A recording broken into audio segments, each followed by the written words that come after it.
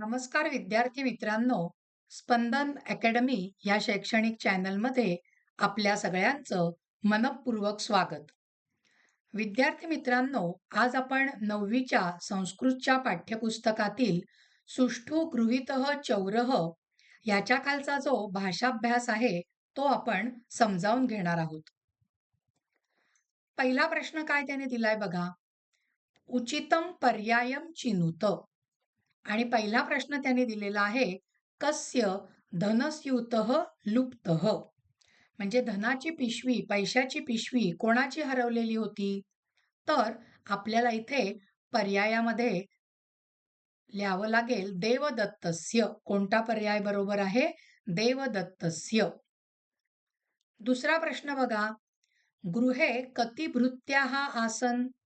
म्हणजे त्या देवदत्ताच्या घरी किती भृत्य म्हणजे सेवक होते? किती सेवक होते? षड, 6. तिसरा प्रश्न बघा. वीरबलः कस्य मित्रम. वीरबल कोणाचा मित्र होता? भृत्यस्य म्हणजे नोकराचा, धनिकस्य म्हणजे त्या धनिक माणसाचा. मग आपल्याला इथे लिहावं लागणार आहे उत्तर बरोबर धनिकस्य. त्याच्यानंतर श्वः मम चौर्यं प्रकटितं भवेत् इति चिंता कस्य चित्ते जायते. श्वः म्हणजे उद्या. उद्या माझी चोरी प्रगट होईल अशी चिंता, अशी काळजी कोणाच्या मनामध्ये होती? कोणाच्या मनामध्ये होती? दासस्य, त्या दासाच्या, सेवकाच्या मनामध्ये होती की ज्यानी ती पैशाची पिशवी चोरलेली होती. चला दुसरा प्रश्न बघूया विद्यार्थी मित्रांनो. दुसरा प्रश्न आहे कह कम वदती. कह कम वदती या प्रश्नाचं उत्तर लिहिताना एक लक्षात ठेवायचं विद्यार्थी मित्रांनो. कह म्हणजे काय? प्रथमा विभक्ती येते किमची. आणि कम म्हणजे द्वितीय विभक्ती येते. म्हणजे ज्या वेळेला तुम्हाला उत्तर लिहायचं आहे याचं, त्यावेळेला संबंधित वाक्य ज्यांनी म्हटलंय, नीट लक्ष द्या हं. संबंधित वाक्य ज्यांनी म्हटलंय त्या व्यक्तीची प्रथमा विभक्ती करावी लागते. आणि ज्याला म्हटलेलं आहे त्याची द्वितीया विभक्ती करावी लागते. हे लक्षात ठेवा, नाहीतर मग मार्क मिळणार नाही विभक्ती चुकली तर. चला काय म्हटलंय बघा. पहिलं वाक्य काय दिलंय? पश्यन्तु एताः मायायष्टिकाः. बरोबर आहे. ह्या मायायष्टिका म्हणजे जादूच्या काठ्या पहा. कोण कोणाला म्हणालं? मराठीत मध्ये आपण काय म्हणतो? कोण कोणाला म्हणालं. कोण म्हणालं आहे म्हणजे कहचं उत्तर द्यायचंय. कोण म्हणताय? वीरबल. म्हणून मग उत्तरामध्ये आपल्याला विद्यार्थी मित्रांनो वीरबलची प्रथमा विभक्ती लिहावी लागेल वीरबलः. बरोबर आहे. म्हणजे अर्धा मार्क आपल्याला मिळाला एक पैकी. कोणाला म्हणालाय तो वीरबल हे वाक्य? तर त्याचे 6 सेवक होते त्यांना. म्हणजे सेवकाचं बहुवचन करावं लागेल. बरोबर आहे की नाही? 6 सेवक आहेत. आणि विभक्ती कोणती सांगितली मी तुम्हाला? कम म्हणजे द्वितीया. ज्याला म्हणायचं त्या शब्दाची द्वितीया विभक्ती करतात. लक्षात ठेवा हं. आणि ते अनेक आहेत, बहुवचन आहे. म्हणून मग देवांसारखं काय झालेलं आहे इथे रूप आलेलं आहे बघा, सेवकान. आणि आपलं उत्तर काय झालं? वीरबलः सेवकान वदती. दुसरं वाक्य बघूया. मित्र अद्य सायंकाले तव सर्वान् भृत्यान् मम गृहं प्रेषय. मित्रा आज संध्याकाळी तुझ्या सगळ्या नोकरांना माझ्या घरी पाठव. आता बघा कोण म्हणालंय हे वाक्य? वीरबल. म्हणजे त्याची कोणती विभक्ती लिहायची? प्रथमा. आणि तो वीरबल एकच आहे ना, म्हणून मग प्रथमा एकवचन लिहिलं आपण वीरबलः. आणि कोणाला म्हणालाय? देवदत्तला. आता देवदत्त पण इथे एकच आहे, एकवचन. म्हणून द्वितीय एकवचन काय येईल? देवम सारखी देवदत्तम. आणि आपलं उत्तर काय झालं विद्यार्थी मित्रांनो? वीरबलः देवदत्तम वदती. लक्षात आलाय? हा प्रश्न कसा लिहायचा? कह कम वदती. विभक्ती चुकायची नाही. विभक्ती चुकलात तर तुम्हाला मार्क मिळणार नाही. चला आता पुढचा प्रश्न बघूया. पुढचा प्रश्न त्यांनी दिलेला आहे माध्यम भाषयत उत्तरम लिखत. माध्यम भाषेमध्ये तुमच्या भाषेमध्ये उत्तर लिहा. आपली माध्यम भाषा मराठी आहे. मराठीत उत्तर लिहायचंय. आधी प्रश्न तर बघूया. प्रश्न संस्कृतमध्ये छापलेला असतो विद्यार्थी मित्रांनो, आणि त्याचं उत्तर तुम्हाला मराठीमध्ये लिहायचं आहे, कारण तुमची जी मेथड आहे ती मराठी आहे म्हणून. वीरबलेन चौरः कथम गृहीतः. वीरबलाने चोर कसा पकडला. आता मुलं, लक्षात घ्या विद्यार्थी मित्रांनो, मुलं एवढी लिहिण्याच्या जोशामध्ये असतात की अख्खं त्या पाठाचं भाषांतरच लिहितात उत्तर म्हणून, पानभर दीड पान असं. आपल्याला असं करायचं नाहीये. आपल्याला काय हा मराठीचा पेपर आत्ता आपण लिहित नाही आहोत, प्रश्न लिहिणार नाही आहोत. संस्कृतमध्ये मोजकं उत्तर लिहायला, मुद्देसूद उत्तर लिहायला 2 मार्क असतात विद्यार्थी मित्रांनो. त्याच्यापैकी अर्धा मार्क जो असतो ना, तो अर्धा मार्क त्या पाठाचं नाव लिहिण्यासाठी असतो. म्हणजे कोणत्या पाठातला हा प्रश्न आहे. आणि उरलेला जो 1.5 मार्क आहे तो तुमच्या मुख्य उत्तराला असतो. हे लक्षात ठेवायचं. बोर्डामध्ये या पद्धतीनेच आदर्श उत्तर लिहायचं असतं आपल्याला. कारण विद्यार्थी मित्रांनो, मी कमीत कमी 10 वर्ष बोर्डाचे पेपर तपासलेले आहेत. त्यामुळे कोणत्या प्रश्नाला अचूक गुण मिळणार, काय लिहिल्यानंतर, याचं मार्गदर्शन म्हणून मी तुम्हाला आत्ता केलं. चला, आता 2 मार्क मिळवायचेत आपल्याला या प्रश्नासाठी. मग अचूक उत्तर काय येणार आहे बघा. पहिल्यांदा अर्धा मार्क मिळवायचा. काय लिहिलं वाक्य उत्तराचं पहिलं. सुष्ठु गृहीतः चौरः पाठातील प्रस्तुत प्रश्न आहे. त्याच्यामध्ये सुष्ठु गृहीतः चौरः हे लिहिताना शुद्ध लेखनाची चूक करू नका, नाहीतर मग मार्क मिळणार नाही. अर्ध्यातला काय 100 ग्रॅम 200 ग्रॅम अशी मार्क द्यायची पद्धत नसते. कमीत कमी अर्धा असतो. आणि हे लिहायलाच अर्धा मार्क आहे. आणि तुम्ही ते शब्द, ते पाठाचं नाव लिहिताना चूक केली, मग तुम्हाला अर्धा मार्क कसा मिळेल. त्याच्यामुळे हे भान लिहिताना ठेवायचं. चला, आता प्रस्तावना तर लिहिली आपण, अर्धा मार्क मिळाला.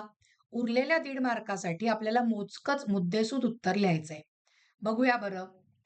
वीरबलाने देवदत्तच्या 6ही सेवकांना समान लांबीच्या काठ्या दिल्या.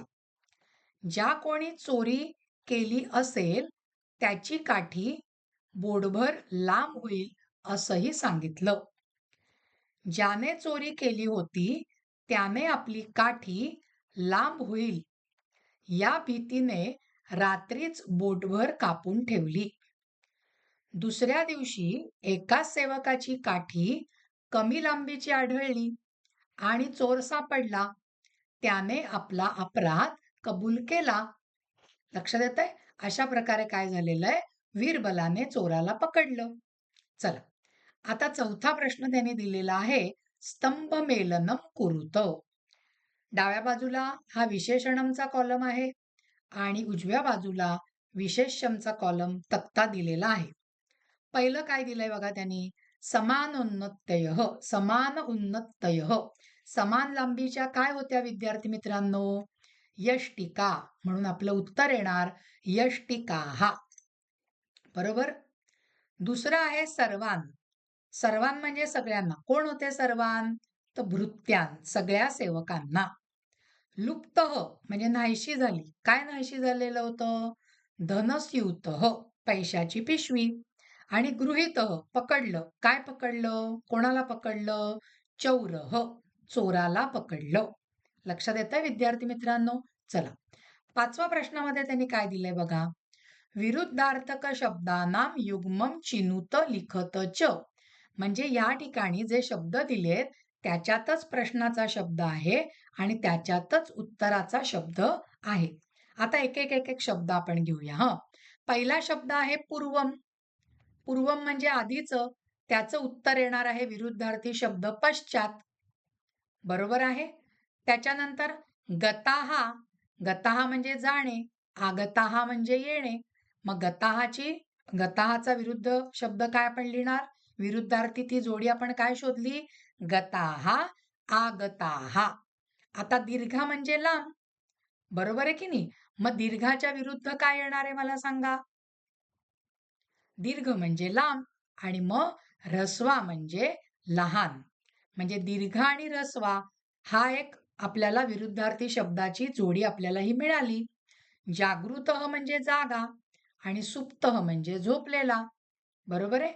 त्याच्यानंतर भृत्य, भृत्य म्हणजे सेवक. त्याचा विरुद्धार्थी शब्द काय येणार? स्वामी. बरोबर आहे? आणि आता काय राहिलं बघा, ही जोडी राहिली आपली. कोणती? धनिकः म्हणजे श्रीमंत माणूस, दरिद्रः म्हणजे गरीब माणूस. लक्षात आलेत या शब्दयुग्म हे विरुद्धार्थी? चला.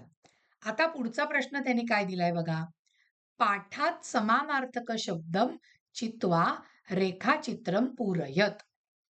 पहिल्या ह्याच्यात त्यांनी काय दिलंय बघा.